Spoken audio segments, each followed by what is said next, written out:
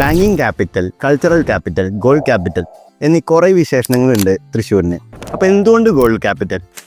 ഏകദേശം ഇന്ത്യയിൽ പ്രൊഡ്യൂസ് ചെയ്യണ 30% ഓഫ് ഗോൾഡ് പ്രൊഡക്ട്സ് തൃശ്ശൂരിൽ നിന്നാണ്. എസ്പെഷ്യലി ഒല്ലൂർ തൊട്ട് വല്ലച്ചിറ വരെയുള്ള ഈ ഗോൾഡ് ബെൽറ്റ് എന്നറിയപ്പെടുന്ന സ്ഥലത്ത്. കഥ തുടങ്ങുന്നത് ഏകദേശം 1000 വർഷങ്ങൾക്ക് മുന്നാണ്. 1000 വർഷം മുന്നേ മുസറ്റീസ് പട്ടണത്ത് വന്നിറങ്ങിയ ചൈനക്കാരും റോമക്കാരും തമ്മിൽ തുടങ്ങിയതാണ് നമ്മൾ ഈ ഗോൾഡിൻ്റെ ഇടപാട്.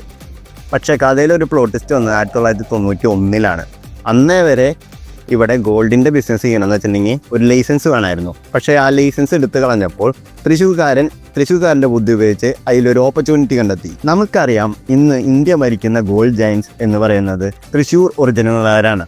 Four example Kalyan, Joy Alukkas, Jose Alukkas, Chemmanur. പക്ഷേ നമ്മൾ അവിടെ കൊണ്ട് നിർത്തിയില്ല.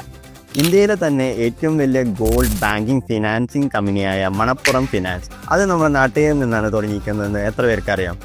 ഇനി വേറൊരു ദിവസം വേറൊരു കഥയായിട്ട് നമ്മൾ എത്തുന്നതായിരിക്കും. Thank you.